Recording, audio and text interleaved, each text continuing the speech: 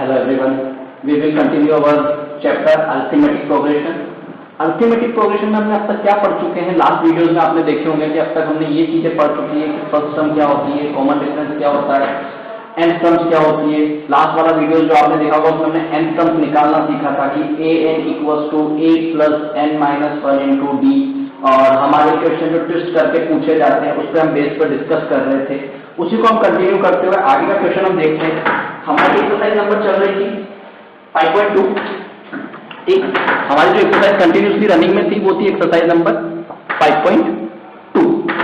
इसके थर्ड तक हमने कर लिया था. हमें करना था फोर्थ. इसका क्वेश्चन नंबर 4 और क्वेश्चन नंबर 5 दोनों एक जैसे हैं, दोनों में कोई डिफरेंस नहीं है. तो एक बार देखते हैं फोर्थ अपन करेंगे और 5 आपको क्या कहे होमवर्क में एक बार ट्राई करना. ठीक, आपकी जो एपी दे रखी है वो दी हुई है 3, 8, 13, 18 एंड इसी तरीके से 78. ये आपको दी हुई है, उसने एपी दी हुई है. उसने पूछा है which term of the AP 3, 8, 13, 18, 78. यानी एपी की कौन सी टर्म जो है वो 78 है. कौन सी टर्म का मतलब, जैसे कि ये वाला टर्म आपका A1 है, ये वाला टर्म आपका A2 है, ये वाला टर्म आपका A3 है. तो वो पूछ रहा है कि ये वाला टर्म आपका कौन सा है, कौन से नंबर की टर्म है. ये A1, A2, A3 जो दिए हुए हैं, यानी ये फर्स्ट नंबर का टर्म, ये सेकंड का टर्म, ये थर्ड, ये फोर्थ. तो इस तरीके से वो सीक्वेंस में जा रहा है कि ये कितने नंबर पे आएगा. जैसे 3 जो है वो फर्स्ट नंबर पे आया, 8 जो है वो सेकंड नंबर पर आया, 18 जो है वो फोर्थ नंबर पर आया. तो इसी तरीके से 78 कौन से नंबर पर आने वाला है. ठीक, इट मीन्स ए की वैल्यू उसने कितनी दी 3. कॉमन डिफरेंस निकालना है. कॉमन डिफरेंस मतलब A2 minus A1, it means 8 minus 3. 8 minus 3 कितना हो गया 5. यानी कॉमन डिफरेंस की वैल्यू क्या है 5. अब ये जो 78 है, ये 78 ये लास्ट टर्म है. लास्ट टर्म का मतलब a की वैल्यू वो कितनी दी हुई है आपको 78. और पूछा क्या है नंबर ऑफ टर्म, यानी आपसे पूछिए n की वैल्यू. फॉर्मूले में अप्लाई करो. फॉर्मूला क्या होता है an equals to a plus n minus 1 into D. यही फॉर्मूला होता है. an की वैल्यू आपको क्वेश्चन में दी हुई है 78. a की वैल्यू कितनी हो गई 3. n आपको फाइंड करना है और d की वैल्यू 5. कोई दिक्कत यहां तक.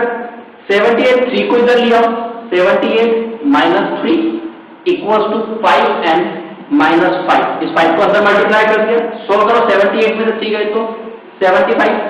ये 5 इधर आएगा तो प्लस का 5 equals to 5n. 80 upon 5 equals to n. इसको कट करोगे 16 5 का 80. यानी हमारी n की वैल्यू क्या है, n की वैल्यू है हमारी 60. इट मीन 60 नंबर की टर्म है जो हमें क्या देगा 78 देगा.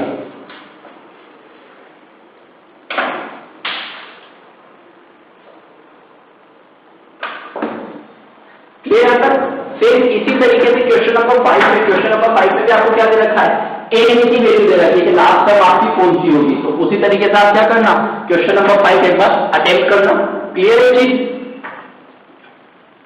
होमवर्क में आ जाएगा आपका क्वेश्चन नंबर 5.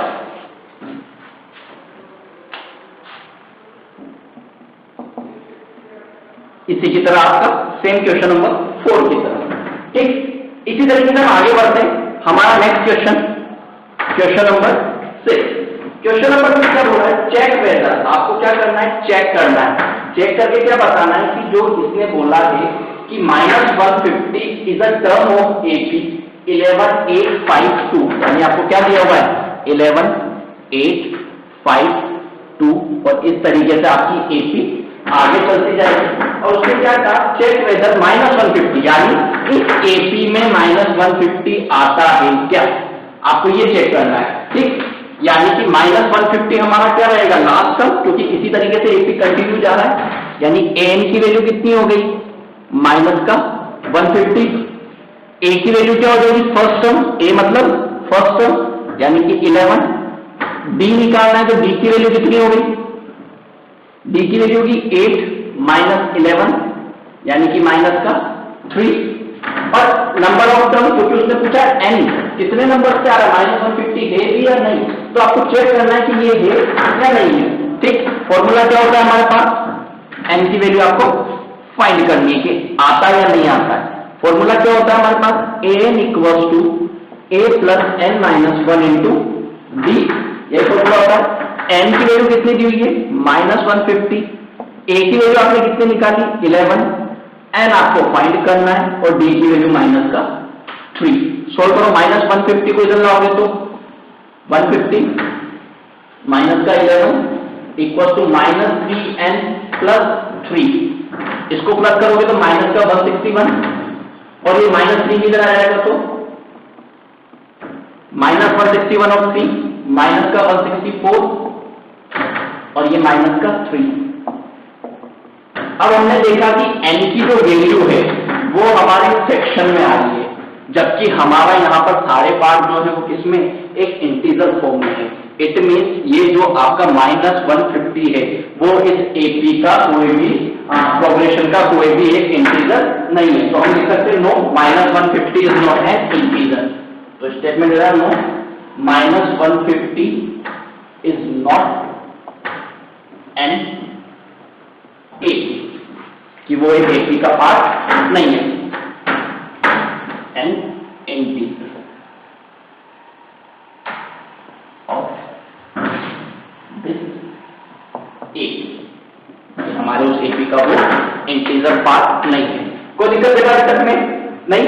इसी तरीके से क्या है, फॉर्मूला अभी देखा जाए तो फॉर्मूला हम सिर्फ एक ही लगा रहे हैं, लेकिन क्वेश्चन को वो क्या कर रहा है, ट्विस्ट कर करके पूछता जा रहा है। तो बस यही ध्यान रखना है कि एपी दिखने में बहुत इजी है, पर क्वेश्चन ट्विस्टिंग करके पूछ लेता है, इसलिए हमें हर तरीके से प्रिपेयर रहना है।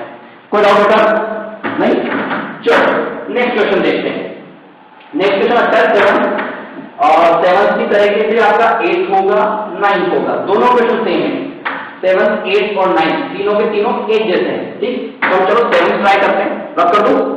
ठीक, चलो हम हमारे क्वेश्चन नंबर 7 को करते हैं।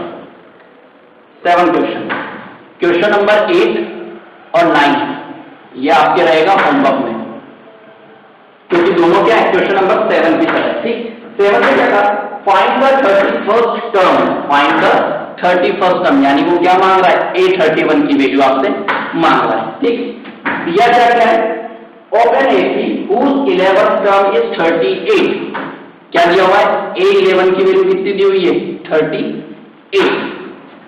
ठीक, इसके बाद and 16th term is 73 and 16th term is 73, ऐसे लिखते हैं A16 की वैल्यू। अब हमारे पास फॉर्मूला क्या होता है, जैसे आपको डायरेक्ट बताया कि 11 है तो आप क्या लिख सकते हो, A प्लस 10D, 16 है तो क्या लिख सकते हो, A plus 15D equals to 73 equals to 38। ठीक, पर आया कैसे, वही A प्लस n की value 11 minus 1 into D equals to 38, हो गई वही बात जो हम डायरेक्ट कर रहे थे। इधर भी वही चीज, A plus 16 minus 1 into D equals to 73, तो 15D हो गया। ठीक, क्लियर है यहाँ पर, ये आपकी इक्वेशन नंबर 1 और ये आपकी इक्वेशन नंबर 2, दो इक्वेशन और दो वेरिएबल। इसको आप सब्स्टिट्यूशन मेथड जो हमने लास्ट चैप्टर लास्ट लेक्चर में हमने देखा था, सब्स्टिट्यूशन कर सकते हैं, या फिर आज एक और चीज देख लेते हैं मेथड कि आप क्या करो, सब्ट्रैक्टिंग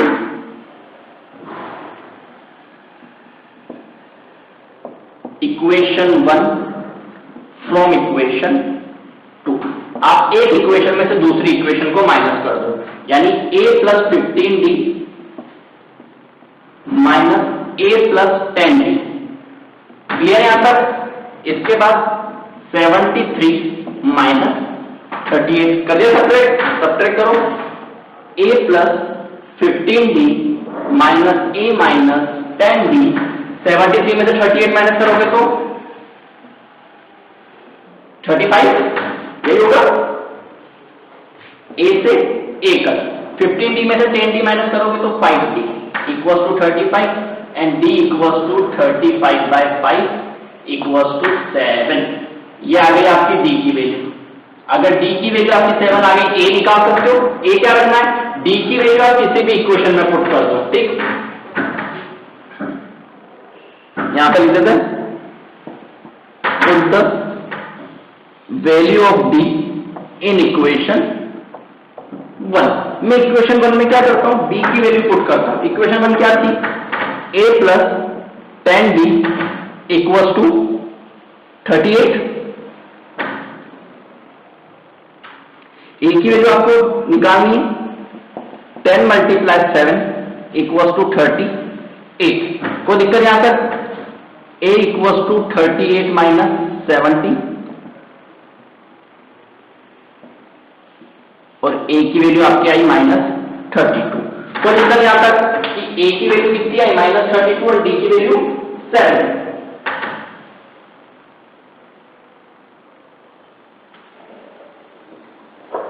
अब आपको निकालना क्या था, a31 निकालना है, तो a plus n minus 1 into D, a की वैल्यू माइनस 32 प्लस n की वैल्यू 31 माइनस 1 और d की वैल्यू आपकी कितनी है 7। आप चाहते तो यहां डायरेक्ट 30 डी लिख देते, यानी माइनस 32 30 और 7 30 डी हो गया, माइनस 32 प्लस 210 में से 32 माइनस कर लो,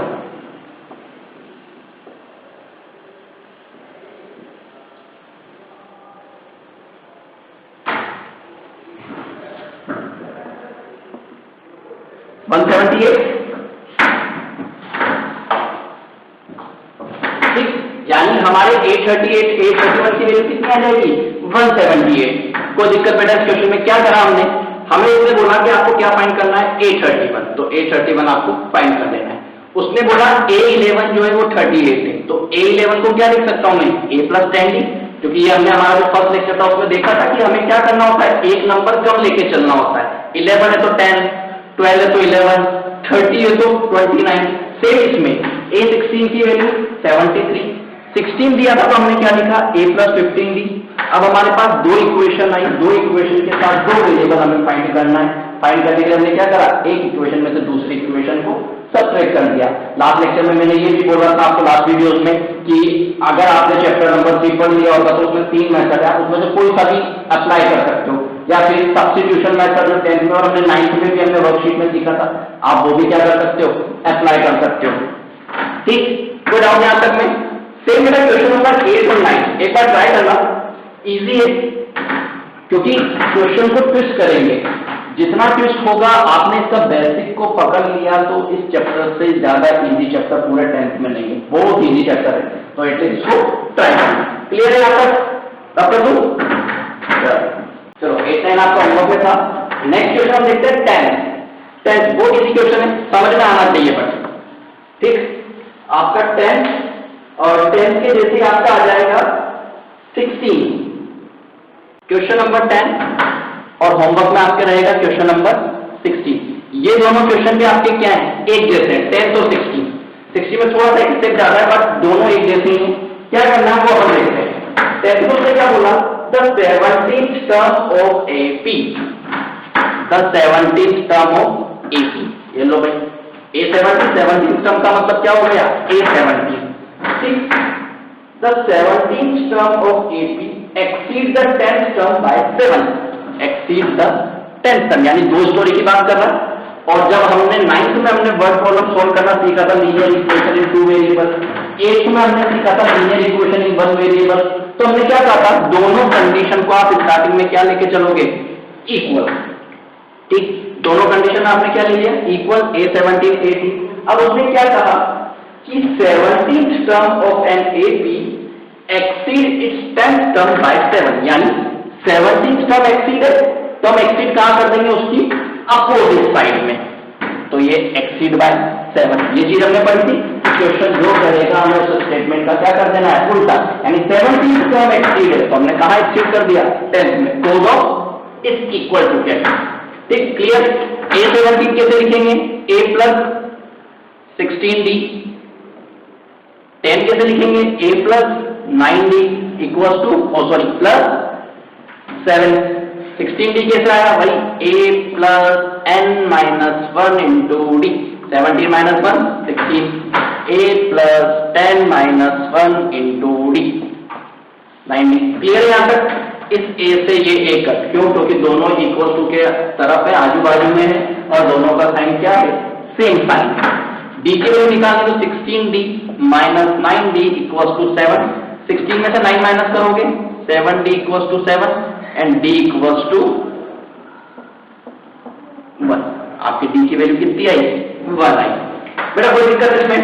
सेम इसी की तरह आपका क्वेश्चन नंबर 16 भी होगा, एक बार ट्राई करना, कोई दिक्कत नहीं आएगी। क्वेश्चन पूरे इजी हैं, बट हमें क्या करना है, क्वेश्चन को करना आना चाहिए। क्वेश्चन को क्या करा हुआ है उसने? ट्विस्ट करा हुआ है। ओके, नेक्स्ट क्वेश्चन क्या है? Yes, question number 11। बहुत अच्छा क्वेश्चन है बेटा। क्वेश्चन नंबर 11 पे समझना वो क्या है। क्वेश्चन नंबर 11 के लिए एक एपी दी हुई उसने 3, 15, 27 3, 15, 27 इस तरीके से आपको एक एपी दी हुई है। will be 132 more than its 54th term। उसने क्या बोला कि आपको which is the term, मतलब उसने बोला which term of AP, मतलब आपको एक an निकालना है।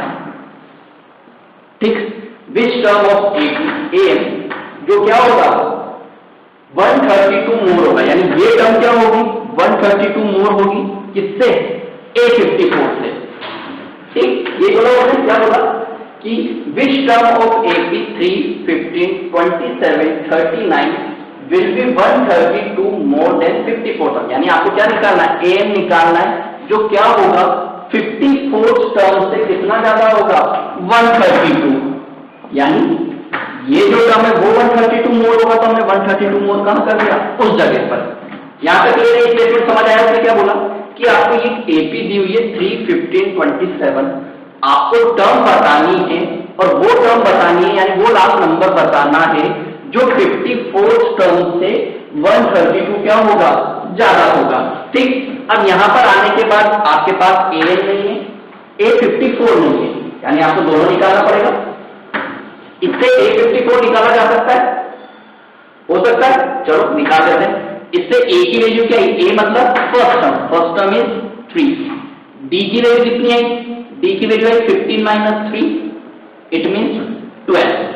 A54 आपको निकालना है, तो N की वैल्यू कितनी हो गई? हाँ, N की वैल्यू कितनी हो गई? 54। क्लियर, क्योंकि 54 है, A नहीं बोलते इसको। A54 पे N कितना होगा? 54। लगाओ formula, an equals to a plus n minus 1 into D. an की जगह A54, a कितना है आपके पास? 3, n की वैल्यू 54 माइनस 1 और d की वैल्यू कितनी है? 12। इसको सोल्व करो, 3 प्लस 53 मल्टीप्लाई 12, ये कितना होगा? 3। इसको मल्टीप्लाई करो 636,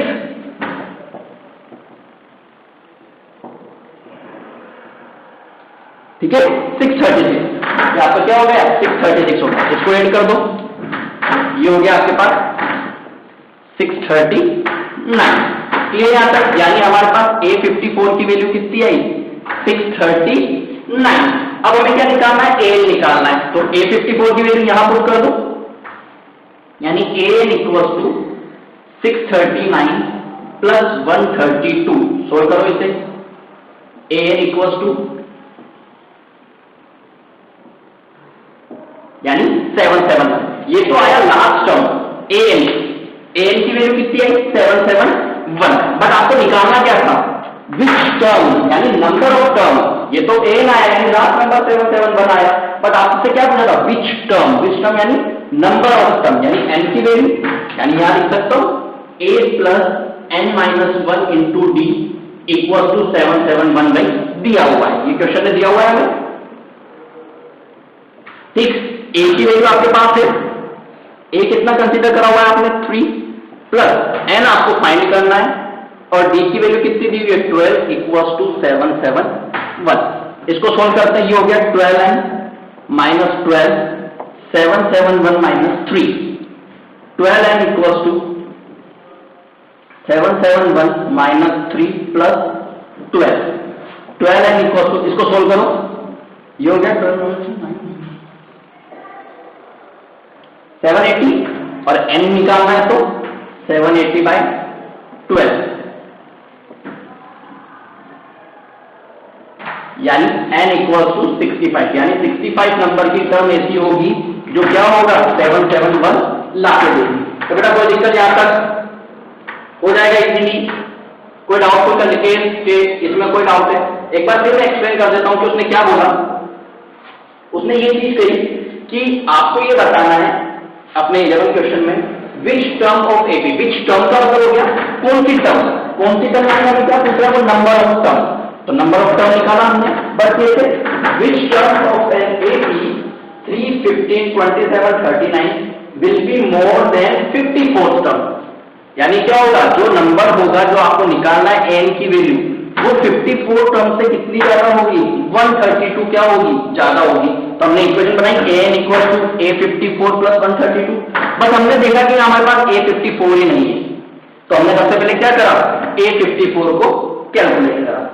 A54 कैलकुलेट होने के बाद A54 की वैल्यू पुट करी, हमारे पास n की वैल्यू है 771, n की वैल्यू 771 का मतलब क्या होगा लास्ट नंबर, जो अब तक आप पुरानी उसमें करते थे कि पुराने एपी आते थे उसमें लास्ट नंबर, जैसे क्वेश्चन नंबर 4 में भी करा आपने कि लास्ट टर्म दिया हुआ है तो हमने क्या कर दिया n की वैल्यू 771 दी, तो हमें नंबर ऑफ टर्म निकालना था क्योंकि उसने बोला था विच टर्म, तो नंबर ऑफ टर्म निकालने के लिए हमने क्या करा फॉर्मूला अप्लाई कर दिया nth टर्म निकालने का। nth टर्म निकालने का formula a plus n minus 1 into D, यही होगा बेटा।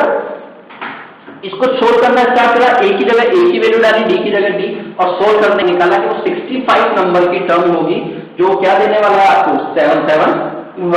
कोई दिक्कत बेटा इसमें? सेम इसी की तरह क्वेश्चन नंबर 16 भी होगा जिसमें से आपको इसमें अब तक एपी दी हुई थी लेकिन उसमें एपी नहीं थी तो आपको एपी बनानी पड़ेगी, एक बार ट्राई करना होगा। कोई दिक्कत है इसमें? नहीं, चलो